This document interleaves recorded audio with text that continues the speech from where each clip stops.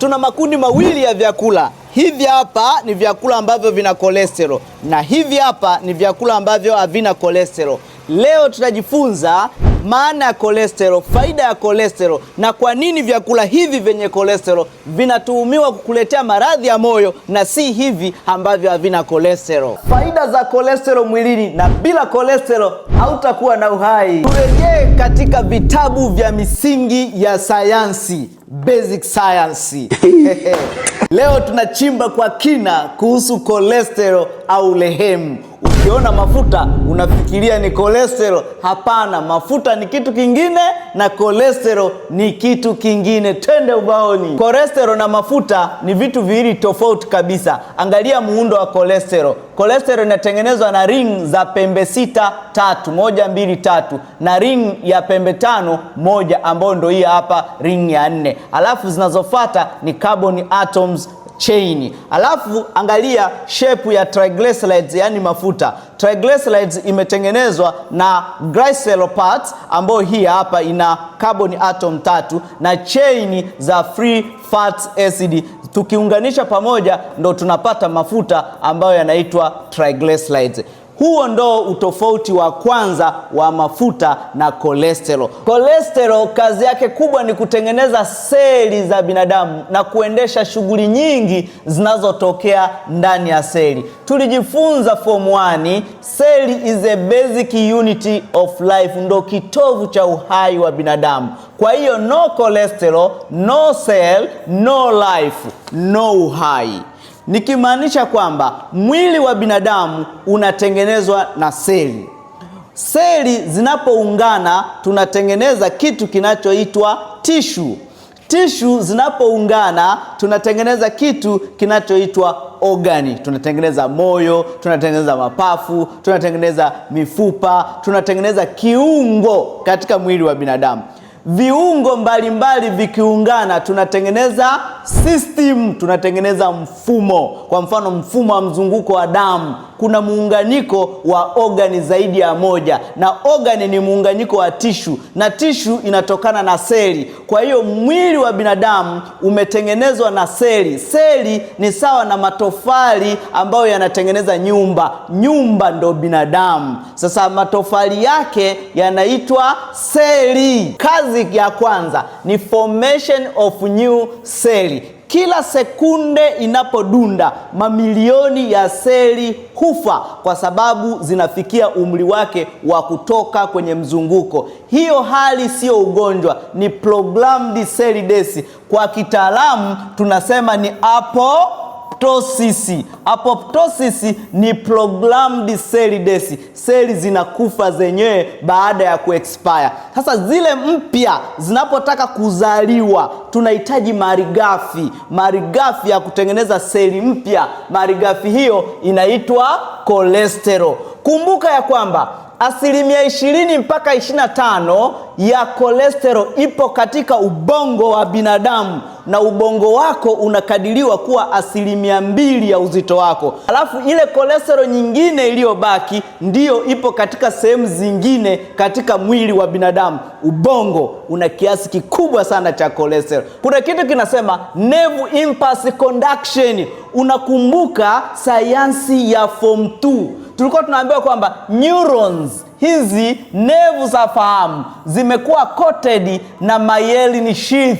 Myelin sheath imetengenezwa na nini? Imetengenezwa na cholesterol. Lengo lake ni kuhakikisha kwamba taarifa inasafiri haraka, conduction ya taarifa inaenda haraka. Unakumbuka lile somo ambalo ukikanyaga mkaa nini kitatokea kwenye ubongo mpaka unafikia hatua kutoa mguu kwenye kaa la moto? Hilo somo linamaanisha kwamba kazi kubwa inafanywa na cholesterol. Cholesterol inasaidia usafirishaji wa taarifa uende kwa spidi inayotakiwa. Ndio maana unapopungukiwa cholesterol, uwezo wako wa kufikiri, kutunza kumbukumbu unaweza kupotea. Cholesterol hutengeneza sex hormone, homoni za kike na za kiume. Bila cholesterol huwezi kuzaa, huwezi kutungisha mimba. Hili watu hawalijui. Iko hivi, Homoni hizi za testosterone na homoni za estrogen ndizo homoni ambazo zinaratibu matukio yote au mabadiliko yote wakati mwanaume anabarehe, wakati mwanamke anavunja ungo. Yaani ili wewe mwanamke uweze kuitwa mwanamke, uweze kupendeza, uwe na ngozi nzuri na nyororo, unahitaji homoni ambayo inaitwa estrogen. Wanawake wengi mnahangaika ili uweze kunawili vizuri, makunyazi yasije haraka. Ndio maana unapokoma hedhi ngozi inanyauka, kwa sababu ovari zako zinakuwa haziko hai tena kuzalisha estrogen. Mwanaume kila siku unapigana uwe lijali ukamkomeshe mtu ambaye naacha nikomea hapo. Unahitaji kuwa na nini? Na testosterone. Hizi testosterone na estrogen ni sexy hormone. Zinatengenezwa na nani? Zinatengenezwa na cholesterol. Angalia hata umbo la sexy hormone ya testosterone na umbo la estrogen linafanana na cholesterol. Asilimia 85 ya cholesterol katika mwili wa binadamu hutengenezwa na ini kupitia kitendo kinachoitwa mevalonate pathway. Halafu asilimia 15 mpaka 20 tunaipata kutoka kwenye chakula tunachokula kila siku. Wengi tunajidanganya kwamba cholesterol inayozungumziwa na daktari basi inatokana na nyama, samaki, kuku na mayai tu. Hapana, chakula ni chanzo hafifu cha cholesterol. Kina mchango wa asilimia 15 mpaka 20. Asilimia 85 ya cholesterol inatengenezwa na ini. Labda kwa sababu ya umuhimu wake na faida zake zote hizo nilizozitaja, mwili hautaki kupungukiwa cholesterol. Na kisayansi iko hivi: endapo wewe ukipunguza ulaji wa vyakula vya cholesterol mpaka ikafikia asilimia 5, ndio cholesterol unayokula kutoka kwenye msosi, mwili utatengeneza asilimia 95. Na endapo ukila asilimia 60 ya cholesterol kutoka kwenye chakula, mwili utatengeneza asilimia 40.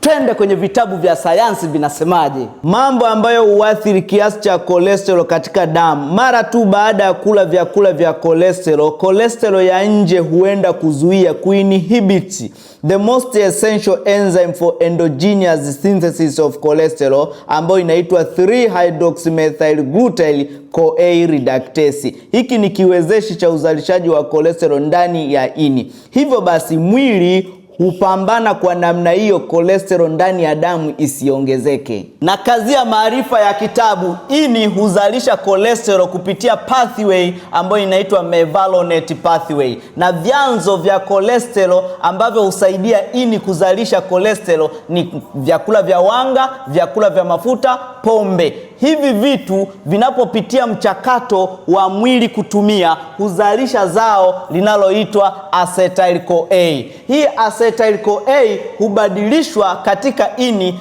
kwa kutumia HMG-CoA reductase. Hii ni enzyme au kiwezeshi ambacho ndicho huwezesha utengenezaji wa cholesterol katika ini la binadamu.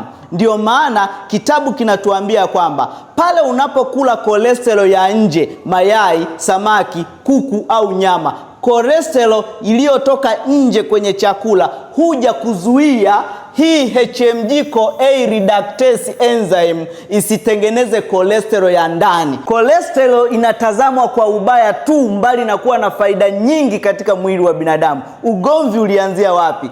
Pale ilipoonekana katika mishipa ya damu. Hapo ndipo ugomvi ulipoanzia. Mishipa ya damu huwa ina tabaka 3.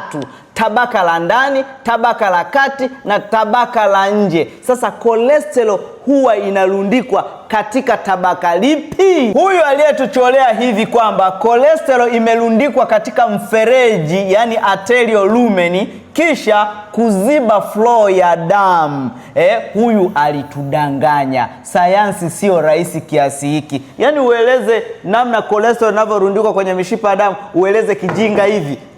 Mrundikano ni wa hivi. Cholesterol inarundikwa katika kuta za mishipa ya damu, katika layer ya pili, kisha ndipo kipenyo kinakandamizwa. Sasa cholesterol ingiaje kutoka kwenye damu mpaka ingie katika layer ya pili? Ni sayansi inayotumika ili cholesterol iweze kurundikwa katika layer ya pili. Twende tukajifunze. Ulemavu wa awali kabisa kabla ya kutengeneza donge katika kuta za mishipa ya damu ni jeraha katika kuta za mishipa ya damu. Neno damage to the vesicular endothelium limeandikwa katika italic form, nikimaanisha kwamba huwezi kupata atherosclerosis kabla hujapata damage katika vesicular endothelium. Na hiki je, kinasemaje? Pathogenesis of atherosclerosis, namna mrundikano wa cholesterol unavyotokea ndani ya mishipa ya damu. According to this, atherosclerosis progresses in the following sequence. Sequence maana yake tukio la pili la mrundikano wa low density lipoprotein katika kuta za mishipa ya damu haliwezi kutokea kabla tukio la kwanza ambalo ni endothelium injury and dysfunction. Kumbe kinachoanza kwanza ni jeraha katika kuta za mishipa ya damu, ndipo cholesterol inarejea katika kuta. Vitabu vyote hivi, medical physiology na pathology, vinakana wazi kwamba cholesterol haiwezi kwenda katika kuta za mishipa ya damu kabla jeraha halijatokea. Ina maana chanzo cha maradhi ya moyo ni kile kinacholeta majeraha katika kuta za mishipa ya damu. Ni vitu gani hivyo? Naomba save video ni tambala, tende darasani. Ugomvi wetu na cholesterol ni pale inapoonekana ipo katika mishipa ya damu. Mwanzilishi ni nani? Ni endothelium injury. Injury maana yake ni jeraha lililotokea katika kuta za mishipa ya damu. Yaani endothelium, ukuta wa ndani unapoumizwa, kinachofuata ni nini? Ni inflammation. Inflammation ni kuvimba kwa hizi kuta za ndani za mishipa ya damu. Kumbuka, cholesterol inarundikwa katika tabaka la pili la mshipa ya damu. Sasa mara tu baada ya zile kuta za mishipa ya damu zilizoumizwa, hutokea increased permeability. Yani hizi kuta za mishipa ya damu zilizoumizwa na kuvimba zinaanza kuruhusu vitu kupenya. Vitu gani? Cholesterol. Sasa cholesterol inafikafikaje katika kuta za mishipa ya damu mpaka inarundikana? Ini baada ya kutengeneza cholesterol huwa inakuwa packed katika very low density lipoprotein. Nilifundisha kwamba cholesterol huwa haichangamani na damu. Asilimia kubwa ya damu ni maji. Cholesterol inasafirishwa katika kibebeo kinachoitwa lipoprotein. Hivyo inafunikwa, halafu inaweza kudissolve kwenye damu, inaweza kuwa soluble na kusafirishwa kule inakotakiwa kwenda. Anayefikisha cholesterol katika mishipa ya damu ni kibebeo cha cholesterol ambacho kinaitwa LDL. Huu ni mtumbwi ambao unafikisha cholesterol pale penye jeraha. Yaani ili cholesterol ifike hapa, pale ambapo jeraha limetokea, kinachotokea ni kwamba cholesterol inaletwa na kibebeo kinachoitwa LDL. Sasa cholesterol inaenda katika eneo la tukio kwa lengo kwenda kutibu jeraha. Tumeona faida za cholesterol ni kutengeneza seli mpya baada ya seli kuwa zimekufa eneo fulani. Kwa hiyo kumbe hii cholesterol inakuja hapa kuja kutibu jeraha na inaletwa na LDL. Ndio maana sasa LDL, kwa sababu inaleta cholesterol hapa, ndio inasemekana hii ni bad cholesterol. Lakini ukija katika kisayansi zaidi, utakuja kugundua kwamba LDL analeta cholesterol hapa kwa makusudio mema, kuja kutibu jeraha lililotokea. Baada ya jeraha kutokea na kusababisha inflammation, kinachotokea kwamba kuta za mishipa ya damu hazitaweza kutengeneza kitu kiitwacho nitric oxide. Kwanza kabisa, hizi kuta zikishaumizwa na kuvimba haziwezi kutengeneza nitric oxide ambayo hutengenezwa katika kuta za mishipa ya damu. Hiyo ni moja ya sababu ambayo inafanya mishipa ya damu isinyae, kitu kiitwacho vasoconstriction.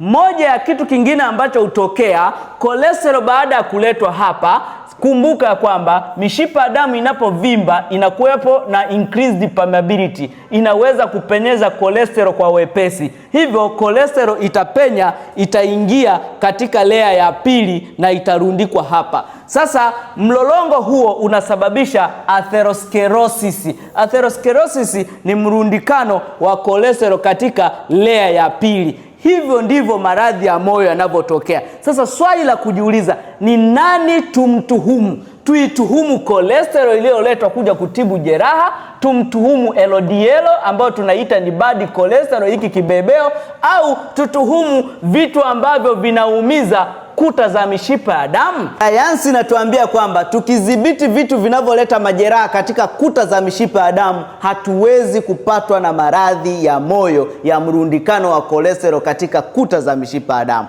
Sasa haya ni mambo ambayo ukiyadhibiti, wewe utakuwa umejiepusha na maradhi ya moyo. Sumu zinazotokana na uvutaji wa sigara, yani free radicals, hizi unatakiwa kuzidhibiti. Ulaji wa vyakula vya kukaanga, vyakula vilivyokaangwa kwenye mafuta dhaifu, kwa mfano chipsi, kuku, nini, mmekaangwa kwenye mafuta ambayo ni polyunsaturated, hasa mafuta ya alizeti. Hii pia huchangia mrundikano wa free radicals, sumu katika mwili wako ambazo zinaathiri kuta za mishipa ya damu.